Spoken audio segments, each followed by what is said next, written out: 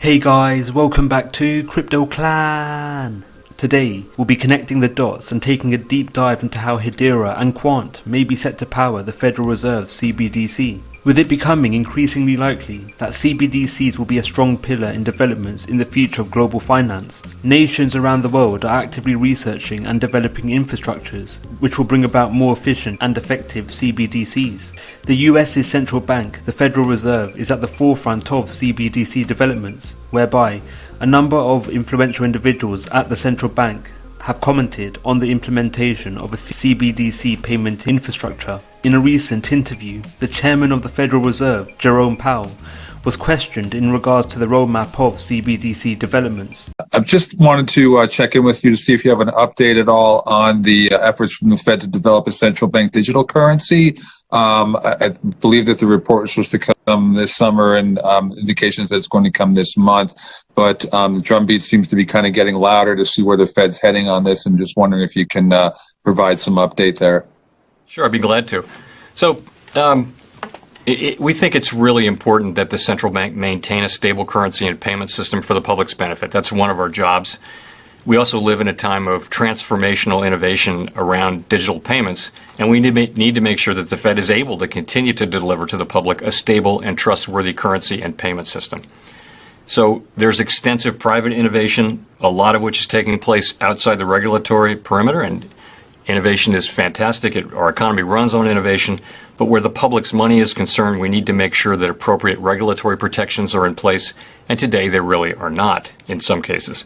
So with that in mind, and with the creation of myriad private currencies and currency-like products, we're working proactively to evaluate whether to issue a CBDC, and if so, in what form. We have two broad work streams, one of which is really technology, both at the board and in the Federal Reserve Bank of Boston's work with MIT. The other of which is to identify, scope out, deal with, analyze the various public policy issues. As you mentioned, we do intend to publish a discussion paper soon that will be the basis for a period of public engagement with many different groups, including elected officials around these issues. We think it's our obligation to do the work both on technology and public policy to form a basis for making an informed decision. The ultimate test will apply when assessing a central bank digital currency and other digital innovations is, are there clear and tangible benefits that outweigh any costs and risks? We're also, as you know, investing heavily right now in building a new settlement system for instant payments in the U.S. It'll be the first such major expansion of our core payment system since the 1970s. We found the case for this quite compelling for consumers, businesses, and just ensuring that all financial institutions have access to the payment system. Powell's admission of advancements and developments to a new settlement payment system in the US, or a CBDC, has led to the Federal Reserve and figures within the US's House of Representatives actively communicating with a number of entities and organizations in regards to CBDC developments. One such organization is the fintech company MTech, which primarily focuses on providing cloud-based software for central banks around the world. MTech is heading a joint venture known as Project New Dawn, which aims to provide economic inclusion for millions of Americans who face limitations in accessibility to banks through the development of a CBDC. Hedera Hashgraph and Microsoft are both collaborating partners in the MTech-led Project New Dawn initiative. If MTech is successful in being selected by the Federal Reserve and developing a CBDC, MTech will directly leverage Hedera's Hashgraph technology in creating a CBDC. However, despite Hedera's Hashgraph technology potentially being the backbone of a Federal Reserve CBDC,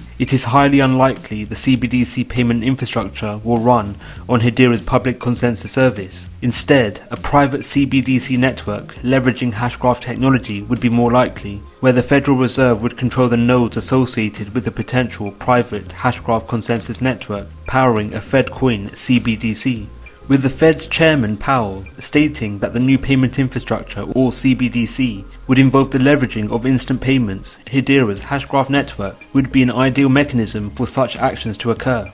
Hedera Hashgraph is able to process over 10,000 transactions per second, and through sharding mechanisms, hundreds of thousands, if not millions of transactions can be validated per second. This is coupled with Hedera's Hashgraph technology being able to achieve transaction finality within 3 to 5 seconds, thus providing the potential for actions to be validated in a congruent manner. These characteristics are coupled with Hedera's Hashgraph technology being carbon negative, and research studies, namely from UCL, indicating that Hedera's Hashgraph technology is the most eco-friendly DLT platform currently on the market. Hedera's Hashgraph technology uses approximately 0.02 watts of energy per transaction. This is in contrast to Ethereum's network, which uses approximately 557.13 watts of energy per transaction. These highly attractive qualities makes Hedera's Hashgraph technology an ideal private network to power a nationwide economy at minimal environmental cost and near instantaneous transaction capabilities.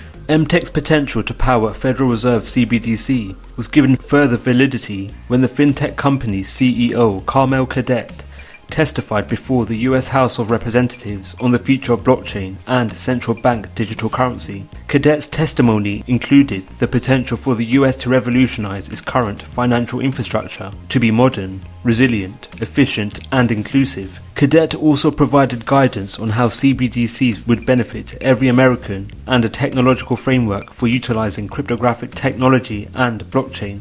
Cadet told the House committee, "Digital cash issued by the central bank can reflect and strengthen American values implicit in sovereign control of currency, while enhancing the competitiveness of the US currency as well as US financial technology. The era of central bank innovation is here. The use of distributed ledger technologies, application programming interface, and data analytics offers central banks a new tool to be effective regulators and collaborators in innovation."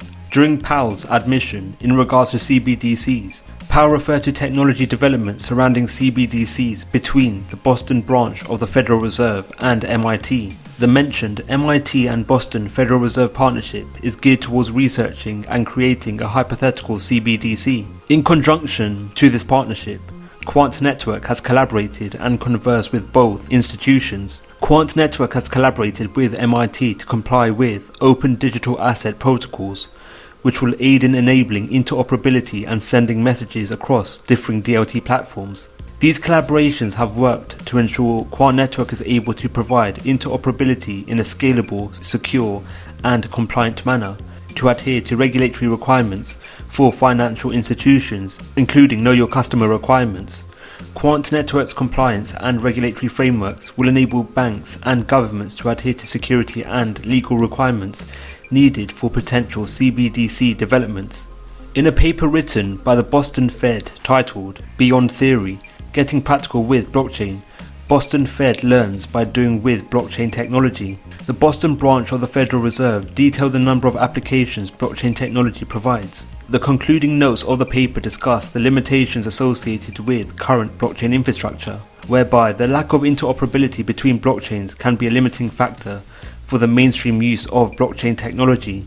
The paper emphasized the importance of ensuring the ability to scale, manage privacy, and support interoperability with both new and legacy systems will be critical to its adoption for financial services. While we believe blockchain technology is not currently viable for significant production use at the Federal Reserve, we believe continued experimentation is essential and can contribute to the continued maturing of the platforms. The Boston Fed's detailing of the need for interoperability may have been a driving factor for their recent meetings with the Quant Network team. The revolutionary technology provided by Quant Network's Overledger will act as a means of overcoming current limitations in interoperability between blockchains highlighted by the mentioned document. Quant's Overledger technology, enabling universal interoperability, namely amongst DLT platforms, may make it an ideal platform to connect and enable interoperability between future CBDCs. Furthermore, the regulated crypto asset pioneer LCX, which primarily focuses on tokenizing assets and helping institutes launch their own digital asset, has partnered with Quant Network. LCX may have a huge role in aiding Quant in developing and implementing a regulatory compliant stablecoin in multi-ledger token or MLT in CBDCs, whereby MLTs will act as a stablecoin in cross-fiat funded CBDCs between different countries. Quant's patented multi-ledger token technology will act as a stablecoin for the CBDC network powered by Quant's overledger. This will aid in the transfer of funds between one country to another country. The multi-ledger token will aid in providing transparency in payments, whereby MLTs used as the underbelly stablecoin in fiat CBDC transactions will provide an auditable record of the stakeholders involved in transactions. This will enable central banks and or governments in different nations to be able to interact and determine stakeholders involved in transactions when CBDC activity has occurred. The auditable nature provided by Quant's multi-ledger token alongside the use of DLT technology when using CBDCs will lead to the formation of a semi-decentralized network which would be highly advantageous for central banks, especially when determining economic activity and the nature of transactions taking place. These factors may assist central banks in making better monetary decisions. With Quant having a history of conversing and actively partnering with MIT and the Boston branch of the Federal Reserve, coupled with Quant having a patented stablecoin, Quant may be the underbelly network which provides universal interoperability and interconversion between future CBDCs. Do you think Quant and Hedera will be implemented into a Federal Reserve CBDC? What price will these projects reach by the end of the year? Let us know your views in the comments below. Thank you for watching the video. We hope you enjoyed it. Don't forget to like, subscribe and click on the notification bell. Let us know your views in the comments below. Thank you for watching and we'll see you in the next video.